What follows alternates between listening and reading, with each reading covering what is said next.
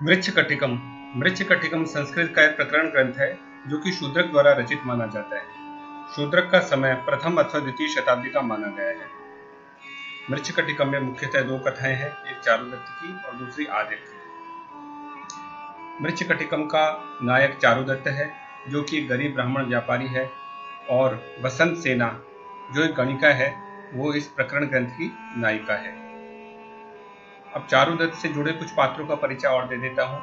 मैत्रेय चारुदत्त का मित्र है जो नाटक में विदूषक का कार्य करता है। वर्धमानक और संवाहक ये चारुदत्त के दास हैं। संवाहक बाद में जुआरी हो जाता है और फिर बाद में बौद्ध भिक्षु भी बन जाता है। चारुदत्त की पत्नी है जिसका नाम है धूता, और चारुदत्त का एक पुत्र उसका नाम है रोहसेन। अब मैं वसंत सेना से जुड़े पात्रों का परिचय देता हूँ। वसंत सेना एक गणिका है और उसकी दासी है मदनिका, वो भी एक गणिका है। उसका एक प्रेमी है, उसका नाम है शर्वलिक, वो भी इस नाटक में बड़ा ही महत्वपूर्ण पात्र है। वसंत सेना की माता भी है इस प्रकरण ग्रंथ में, और वसंत सेना के दो दास हैं जिनका नाम है कुंभीलक और कर्णपूरक। इस प्रकरण ग्रंथ के अन्य मुख्य पात्रों में एक पात्र है शर्वलिक जो कि मदनिका का प्रेमी होता है, और बाद में दुष्ट राजा जो पालक है, जो वहां का राजा है, उसको मारने में इसकी बड़ी महत्वपूर्ण भूमिका होती है। और इसमें एक और पात्र है शकार। शकार जो है राजा का साला है और उसका वास्तविक नाम है संस्थानक, परंतु वो सै को शय बोलता है इसलिए उसको लोग शकार कहते हैं। और शकार के पास दो दास हैं, एक का नाम है विट और एक है चेट। चेट का वैसे शाब्दिक अर्थ होता है दास। अब हम नाटक प्रारंभ करते हैं। यह नाटक जो वास्तव में संस्कृत की शास्त्रीय दृष्टि से प्रकरण ग्रंथ है, क्योंकि इसकी जो नायिका है वो एक गणिका है, इस वजह से इसको नाटक की बजाय इसको प्रकरण ग्रंथ कहा गया है।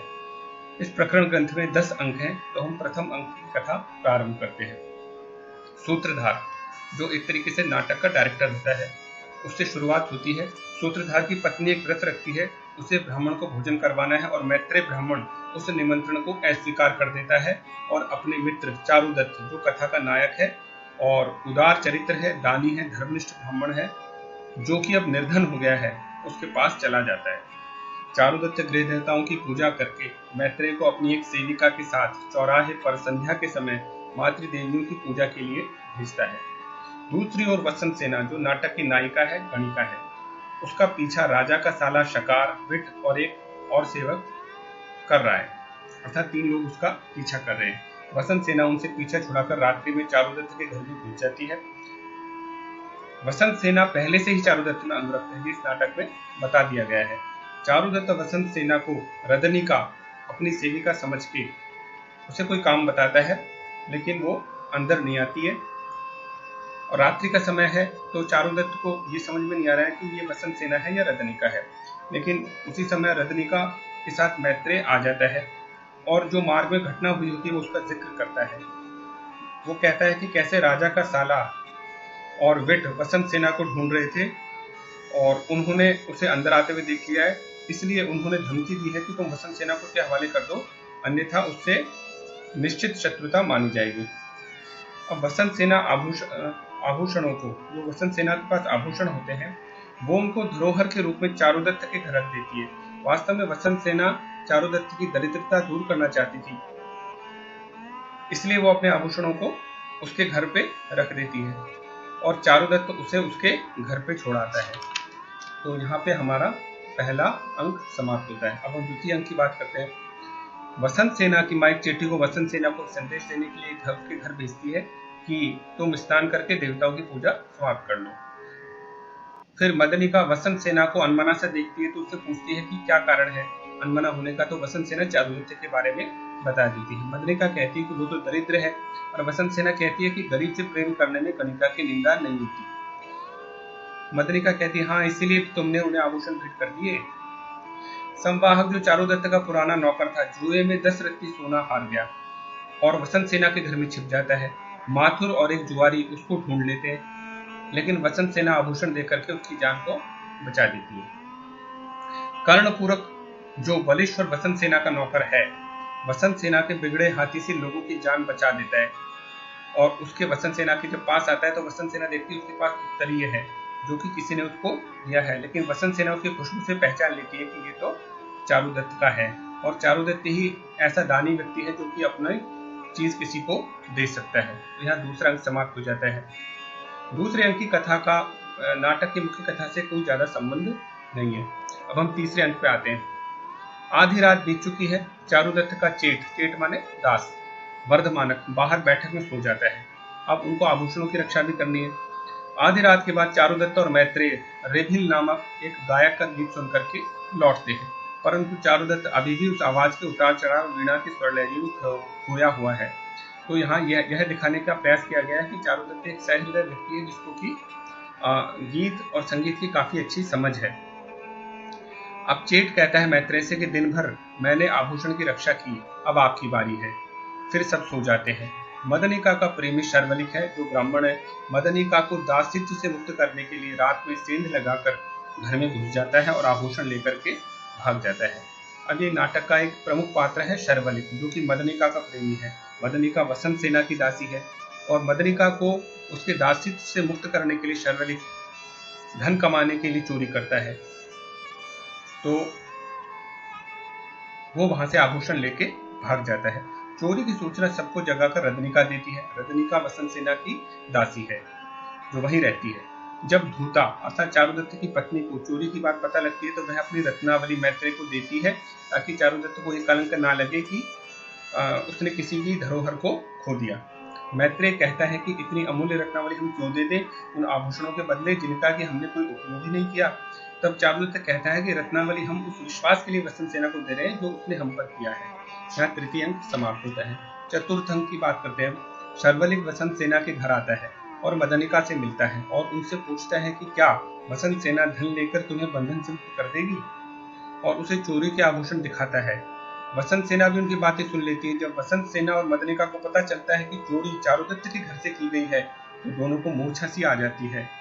फिर मदनिका आभूषणों की सारी हकीकत शर्वलिक को बताती है तो उसे भी अपनी करनी पर पछतावा होता है। फिर दोनों वसंत सेना से मिलते हैं। वसंत सेना शर्वलिक को मदनिका सौंप देती है, अर्थात पत्नी के रूप में वो उसको सौंप देती है। वो बिना किसी धन के लोभ से शर्वलिक को मदनिका सौंप देती है। यहाँ ये बताने का भी प्रयास किया गया कि वसंत सेना एक उदार हृदय वाली महिला थी। दूसरी ओर किसी सिद्ध पुरुष ने भविष्यवाणी कर रखी थी कि गोपुत्र आदक राजा हो जाएगा। इस बात को सच मानकर राजा पालक आदक को बंदी गृह में डाल देता है। शर्वलिक आदक का मित्र है, अतः वह उसे बंदी गृह से छुड़ाने का उपाय सोचने लगता है। मैत्रेय वसंत सेना के घर आता है। चेटी उसे पूरा विशालगढ़ दिखाती। चेटी यहाँ पे वसंत सेना की चेटी माने दासी। मैत्रेय वसंत सेना को एक मनगढ़ंत कहानी सुनाता है कि जो आभूषण वसंत सेना ने धरोहर के रूप में रखे थे उसको तो हम जुए में हार गए, इसलिए उसके बदले चारुदत्त ने रत्नावली भिजवाई है। वसंत सेना सारी असलियत तो जानती थी क्योंकि धरोहर का जो आभूषण थे वो तो उसके पास ही थे, पर वो उससे कुछ नहीं कहती। वो सोचती है कि कैसे उदार चरित्र चारुदत्त ने बहाने से उनकी धरोहर का मूल्य चुकाने की कोशिश की है। वो रत्नावली रख लेती है और सूर्यास्त के बाद आने को कहती है। यह चौथा अंक समाप्त हो जाता है। पांचवा अंक विदूषक अर्थात मैत्रेय चारुदत्त के पास आता है। चारुदत्त उत्सुकता पूछता है कि क्या वसंत सेना ने रत्नावली ले ली। अब मैत्रेय को लगता है कि वसंत सेना तो लोभी है, वो कहता है कि गणिकाओं का तो काम ही है लोगों को ठगना, तो ले ली उसने और आज सूर्यास्त के बाद वह तुमसे मिलने आएगी। वसंत सेना चेट और बिट के साथ चारुदत्त के द्वार पर पहुंचती है शाम को, फिर चेट और बिट को विदा कर देती है। वसंत सेना वही स्वर्णाभूषण जो उसने पहले दिए थे फिर से देकर कहती है कि उस रत्नावली को हम जुए में हार गए और जुए का सभाध्यक्ष ने मालूम कहाँ चले गया, इसलिए ये हम आभूषण आपके लिए लेके आए हैं। तो अपने ही बहाने को उसके मुंह से सुनकर चारुदत्त समझ जाता है कि वसंत सेना उसके बहाने को समझ गई है। फिर वसंत सेना चारुदत्त का आलिंगन करती है। अब हम आते हैं छठे अंक पे। छठा अंक वही अंक है जिसके की कथा प्रसंग के नाम पर इस नाटक का नाम मृच्छकटिकम रखा गया है। मृच्छकटिकम का अर्थ होता है मिट्टी की गाड़ी। ये मिट्टी की गाड़ी का प्रसंग इस नाटक के छठे अंक में ही प्रस्तुत हुआ है। चेटी वसंत सेना को जगाती है। वसंत सेना चारुदत्त के बारे में पूछती है। चेटी कहती है कि वो पुष्पकरंडक बाग में गए हैं, आपके लिए बैलगाड़ी आती ही होगी। वसंत सेना चेटी का आलिंगन कर कहती है कि दिन में तो मैं उन्हें अच्छे से देखूंगी, अर्थात कल शाम को तो मैं उन्हें अच्छे से नहीं देख पाई थी, लेकिन अब मैं दिन में उन्हें और भी अच्छे तरीके से देख पाऊंगी। वसंत सेना चेटी से कहती है कि ये रत्नावली धूता को दिया, धूता माने चारुदत्त की पत्नी को दिया। चेटी वापस आती है और धूता की बात कहती है कि धूता ने कहा है कि आर्यपुत्र ने प्रसन्न होकर आपको दिया है, अतः इसे आप ही लें, तो मैं इसे लूंगी तो यह अनुचित होगा। रोहसेन चारुदत्त का पुत्र है, तो रदनिका के साथ उसका प्रवेश होता है। वसंत सेना चारुदत्त को गोद में ले लेती है। बच्चा सोने की गाड़ी के लिए रो रहा होता है, जो उसने पड़ोसी बच्चे के पास देखी है, लेकिन रजनीका ने उसके लिए मिट्टी की गाड़ी बना दी है, पर बच्चे को तो वही सोने की गाड़ी चाहिए। वसंत सेना कहती है, रो मत बेटा, तुम सोने की गाड़ी से ही खेलोगे। रोहसेन पूछता है कि ये कौन है? रजनीका कहती है कि ये तो तुम्हारी माता लगती है। अगर ये मेरी माता है तो उनके पास ये आभूषण कैसे? वसंत सेना रोने लगती है और अपने सारे आभूषण उसकी मिट्टी की गाड़ी में रख देती है और कहती है कि तुम खेलो पुत्र, सोने की गाड़ी बनवा लो। बालक को लेकर रजनीका का प्रस्थान। यहाँ पे छठा अंक समाप्त होता है। इस अंक में थोड़े से करुण रस का प्रयोग किया गया है। रजनीका वसंत सेना से कहती है कि बगल के द्वार पर बैलगाड़ी आ गई। वसंत सेना थोड़ा टाइम लगाती है। बैलगाड़ी वाले को याद आता है कि बैलगाड़ी रखने का कपड़ा भूल आया है, तो वह कपड़ा लेने चला जाता है। वहीं द्वार पर राजा के साले संस्थानक का नौकर भी गाड़ी रोक देता है। वसंत सेना उसे अपनी गाड़ी समझकर उसमें बैठ जाती है। नेपथ्य में आवाज आती है कि गोपुत्र आर्यक बंदीगृह तोड़कर भाग गया है। आर्यक भागकर चारुदत्त के घर में घुस जाता है। आर्यक को बाहर बैलगाड़ी की आवाज आती है और वह उसमें बैठ जाता है। वर्धमानक चेट समझता है कि इसमें वसंत सेना बैठी और गाड़ी चला देता है। रास्ते में वीरक, जो राजा का सेनापति, उन्हें रोकता है, परंतु चंदनक, वो भी एक राजा का सेनापति ही है, पर वो उनकी सहायता करता है और चेट गाड़ी लेकर के निकल जाता है जिसमें कि वसंत सेना बैठी है। फिर चंदनक सोचता है कि मेरा मित्र शर्वली आर्य के पीछे ही गया होगा, तो मैंने राजा के विश्वस्त सेनापति वीरक को क्रुद्ध कर दिया, तो इसलिए मुझे भी अपने परिवार के साथ आर्य के पास चलना चाहिए। यहाँ छठा अंक समाप्त होता है। अब सातवां अंक प्रारंभ होता है। चारुदत्त और विदूषक मैत्री वसंत सेना की प्रतीक्षा पुष्पकरंडक उद्यान में कर रहे हैं और उसके अब तक न पहुंचने के कारणों पर विचार कर रहे हैं। पर जिस गाड़ी में वसंत सेना को आना था उसमें आर्यक बैठा होता है। जब चेट वर्धमानक गाड़ी रोकता है तो उसमें से आर्यक निकलता है। चारुदत्त उसके पैरों की बेड़ी खोल देता है और उसे वहां से भगा देता है। अब आठवां अंक प्रारंभ होता है। एक बौद्ध भिक्षु अपना चीवर अर्थात वस्त्र जो वो पहनता है राजा के साले संस्थानक के तालाब में घूरा होता है। तभी वहां बिट के साथ शकार तथा राजा का साला आ जाता है। शकार आता अपनी मूर्खतापूर्ण हरकतें करता है और बौद्ध भिक्षु को तंग करके भगा देता है। दोनों अपनी गाड़ी वाले चेट का इंतजार करते हैं। चेट गाड़ी लाता है तो उसमें से वसंत सेना निकलती है। पहले तो शकार वसंत सेना से प्रणय निवेदन करता है, न मानने पर उसे गला घोंट के मार देता है। फिर शकार बिट से कहता है कि खून का इल्जाम किसी साधारण मनुष्य पर लगा दो, क्योंकि शकार बहुत दुष्ट व्यक्ति होता है। पर बिट धर्म से डरने वाला था, तो वो उसकी बात को नहीं मानता, तो शकार उसी पर हत्या का इल्जाम लगाने लगता है। बिट वहां से भाग जाता है। शकार सोचता है कि न्यायाधीश के पास जाकर अभियोग लिखवा देता हूँ कि धन के लोभ से चारुदत्त ने मेरे पुष्पकरंडक जीर्णोद्यान में वसंत सेना को ले जाकर के मार डाला है। बौद्ध भिक्षु सूखे पत्तों जिसके भी अंदर वसंत सेना को ढककर शकार गया होता है और अपना चीवर सुखाता है, तो वसंत सेना जो मरी नहीं होती है जाग उठती है। अर्थात शकार सोचता है कि उसने उसको मार दिया है और उसको पत्तों में ढक के चले जाता है, लेकिन वास्तव में वो मरी नहीं होती है। जब बौद्ध भिक्षु उसके ऊपर अपना चीवर सुखाता है तो वसंत सेना जाग जाती है। बौद्ध भिक्षु उसे पहचान लेता है कि उसी ने 10 स्वर्ण मुद्राएं देकर उसकी उस दिन जान बचाई थी। वह उसे अपने धर्मभ्या के घर जो पास में था वहां पे ले जाता है। यहाँ पे आठवां अंक समाप्त होता है। नवम अंक प्रारंभ होता है। न्यायालय का दृश्य। न्यायाधीश अपने कर्मचारी से कहता है कि कौन विचार प्रार्थी आज आया है, तो वहां राजा का साला शकार होता है और अपनी बहुत शोधनक पर जमाता है। शोधनक न्यायालय का कर्मचारी है और न्यायाधीश भी राजा का साला होने से उससे डरा हुआ होता है। वह न्यायाधीश से कहता है कि चारुदत्त ने भुजाओं में भरकर पुष्पकरंडक उद्यान में वसंत सेना को मार डाला है। फिर न्यायाधीश वसंत सेना की मां को बुलाते हैं और उससे पूछते हैं कि तुम्हारी पुत्री कहाँ गई है। वसंत सेना कहती है चारुदत्त के यहाँ पे गई है। फिर न्यायाधीश शोधनक एक न्यायालय का कर्मचारी है, तो शोधनक के द्वारा चारुदत्त को बुलाते हैं। न्यायाधीश चारुदत्त से कुछ सवाल पूछते हैं। वो पूछते हैं कि क्या गणिका आपकी मित्र थी? चारुदत्त कहता है हाँ। तो वसंत सेना कहाँ है? तो चारुदत्त कहता है घर गई। फिर न्यायाधीश पूछते हैं कैसे, कब और किसके साथ गई? चारुदत्त कहता है वह तो मेरे सामने नहीं गई। तभी वीरक का प्रवेश होता है जो चंदनक की शिकायत करने के लिए न्यायालय आया होता है। वह सारी घटना न्यायाधीश को बताता है, लेकिन उसका जो मुद्दा था वो न्यायालय में नहीं सुना जाता, क्योंकि न्यायालय में तो वसंत सेना का केस चल रहा है। न्यायाधीश पूछते हैं कि वह गाड़ी किसकी थी। वीरक कहता है कि चारुदत्त की, जिसमें वसंत सेना बैठी थी और गाड़ीवान ने कहा था कि वह पुष्पकरंडक उद्यान में विलास के लिए जा रही है। फिर न्यायाधीश वीरक को घटना स्थल पर भेजता है। वहां से लौटकर वीरक बात की पुष्टि करता है कि स्त्री की देह है, उसे जंतु खा रहे हैं, मैंने अवशिष्ट बालू इत्यादि से उसकी पहचान लिया, तो वह स्त्री की देह वहां पे पड़ी है। जब विदूषक को चारुदत्त के विषय में पता चलता है तो वह आभूषण की पोटली लिए न्यायालय में आ जाता है। वहां उसका संस्थानक से झगड़ा भी होता है, लेकिन उसके हाथ से वो पोटली गिर जाती है जिसमें कि आभूषण रखे होते हैं। तो इस वजह से चारुदत्त को दोषी मान लिया जाता है और राजाज्ञा से उसे चांडालों द्वारा मारने की सजा हो जाती है। अब 10वां अंक, जो इस प्रकरण ग्रंथ का अंतिम अंक है। दो चांडाल चारुदत्त को मृत्यु स्थल की ओर ले जाते हैं। चारुदत्त उनसे अपने पुत्र का मुख देखने की प्रार्थना करता है। विदूषक चारुदत्त के पुत्र को ले आता है। पुत्र रो रो कर अपने पिता को बचाने के लिए कहता है। स्थावरक, जिसकी गाड़ी में गलती से बैठकर वसंत सेना पुष्पकरंडक उद्यान पहुंच गई थी, वह महल के ऊपर राजा के साले द्वारा बंधा बैठा है। वह महल के ऊपर से जैसे तैसे चांडालों के पास पहुंचता है और उनसे कहता है कि हत्या चारुदत्त ने नहीं बल्कि शकार ने की है। लेकिन शकार वहां आकर के उसको भी वहां से भगा देता है और फिर से वो चांडाल चारुदत्त को मारने का प्रयास करने लगते हैं। फिर भिक्षु वसंत सेना के साथ वहां पहुंच जाता है, जो 5वां घोषणा स्थल है जहां चांडाल चारुदत्त के अपराध की घोषणा करते हैं। तो वहां पे वसंत सेना के साथ भिक्षु पहुंच जाता है।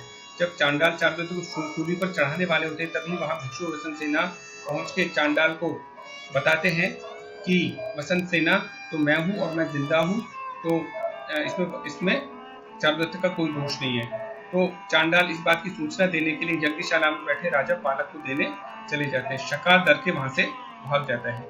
चारुदत्त वसंत सेना से मिलता है और भिक्षु, जो पहले चारुदत्त का सेवक था, परिचय देने पर उसे पहचान लेता है। फिर नाटक में शर्वलिक का प्रवेश होता है। चारुदत्त शर्वलिक से पूछता है कि आप कौन। शर्वलिक बताता है कि मैंने ही आपके घर में से धरोहर चुराई थी।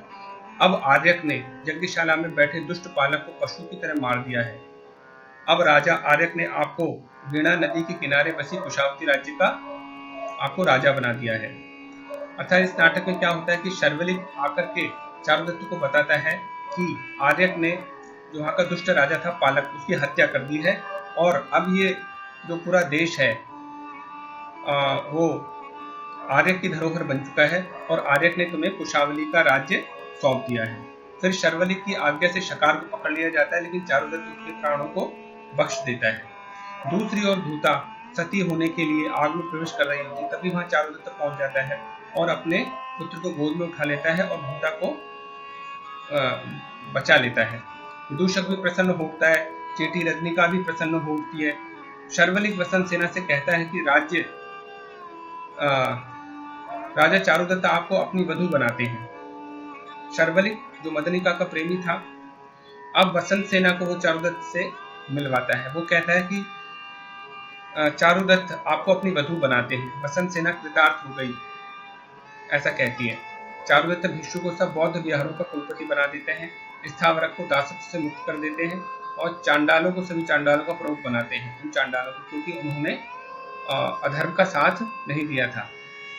चंदनक को अपना प्रधान सेनापति बना देते हैं। इस प्रकार सबको यथोचित पद दे करके चारुदत्त अनुग्रहित करते हैं, वसंत सेना को अपनी पत्नी के रूप में स्वीकार कर लेते हैं और इस नाटक का सुखांत होता है। इस प्रकार आशा है आपको ये प्रकरण ग्रंथ अच्छा भी लगा होगा और समझ में भी आ गया होगा।